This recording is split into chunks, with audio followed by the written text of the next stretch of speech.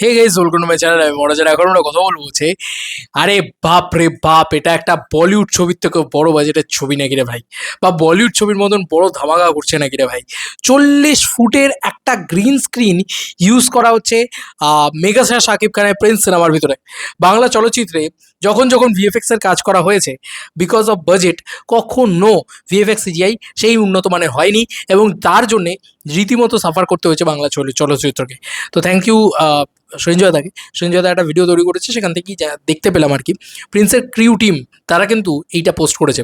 বন্ধুরা, এত বড় একটা লোকেশন নিয়ে নাকি 40 ফুটের একটা কি বলবো গ্রিন স্ক্রিন, ক্রোমা স্ক্রিন সেটাকে রাখা হয়েছে, এবং তার সঙ্গে সঙ্গেই একটা বড় ক্রেন দিয়ে শ্যুট করা হচ্ছে একদম ওপর থেকে।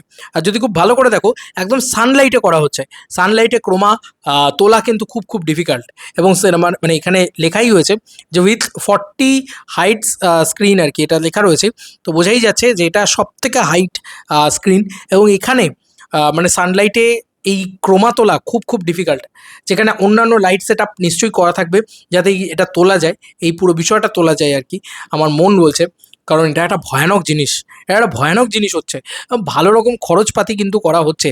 এমন আপডেট আছে যে ক্রোমাতে লাস্টের দিকে যে পোর্শনসগুলো রয়েছে, সেখানে ক্রোমাতে 40 ফুটের ক্রোমা কিসের জন্য ব্যবহার হচ্ছে আমি সত্যি জানি না। হতে পারে হয়তো কোনো মানে সত্যি এরিয়াল অ্যাকশন কি হচ্ছে আমি জানি না। আমি এটা সত্যি অবাক হবো না যদি শাকিব খানের ছবিতে এসব হয়। তো বাজেট তো ওরা পাচ্ছে, ভালো রকম বাজেট নাকি খরচ করা হচ্ছে, এবং যেহেতু গ্রিন স্ক্রিন, ক্রোমা ইত্যাদিতে শ্যুট করা হচ্ছে, সেহেতু একটা আশা রয়েছে, একটা হোপও রয়েছে যে হতে পারে যে কিছু একটা হলো যেটা বাংলা ভাষার ছবিতে আমরা দেখতে পাই না। প্রথমত এটা তো কোনোদিনই বাংলা ভাষার ছবিতে আমরা দেখতে পাই না। 40 ইঞ্চিজের একটা, বা 40 ফুট, সরি ইঞ্চিজ নয়, 40 ফিটের একটা স্ক্রিন, একটা গ্রিন স্ক্রিন। আচ্ছা, তার সঙ্গে সঙ্গে সেটার ভিএফএক্স কোয়ালিটি কেমন হবে, বা সেটা সিজিআই কোয়ালিটি কেমন হবে, সেটার উপরে ডিপেন্ড করছে। যে হ্যাঁ, বলতে পারবো যে বাংলা ভাষার ছবিতে এরকমটা তো আগে কোনো দিন দেখিনি। তবে এটার বাজেট কিন্তু প্রচণ্ড হাই, এবং যত টাকা লাগছে প্রোডাকশন নাকি সেটা খরচা করার চেষ্টা করছে। এর থেকে আনন্দের আর কী হতে পারে। আমি বারবারই বলছিলাম যে যদি বরবাদের বাজেট 15 কোটি টাকাও হয়, এই ছবিটার বাজেট 16 কোটি টাকা তো মিনিমাম হবেই। কারণ বরবাদ তুমি দেখো না, একটা মুম্বাইয়ের ভিতরে শ্যুট করে সে ডান করেছে। সে হতে পারে কে সেটা সেটা স্টুডিওতে শ্যুট করেছে সব কিছু, ওটা সেরা, এখনও অবধি সেরা কোয়ালিটি। মানে বাংলা ভাষার ছবিতে সব থেকে সেরা কোয়ালিটির সিনেমা যদি কিছু হয়ে থাকে সেটা বরবাদ। মানে আমি ইন টার্মস অফ প্রোডাকশন কোয়ালিটির কথা বলছি।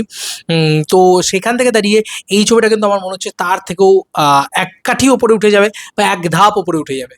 এটা মনে হচ্ছে শাকিব খানের ছবি, এই ছবিটা একটা ভয়ানক জায়গায় যাবে। মেগাস্টারের ছবি, মেগাস্টার সুলভ কাণ্ড কারখানা করা শুরু করে দিয়েছেন শাকিব খান।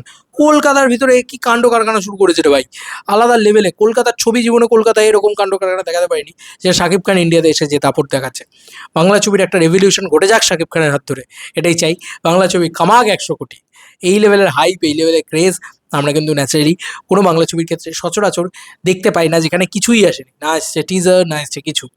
এই যে এই কারণগুলোর জন্য হচ্ছে, কি লেভেলের কারণ, কি লেভেলের জিনিসপত্র হচ্ছে, বাপ রে বাপ, এক্সট্রিম ব্যাপার। তোমাদের কার কি মতামত জানিও কমেন্ট সেকশনে। চলো বন্ধুরা, নতুন কোনো ভিডিওতে দেখা হবে, ভাই।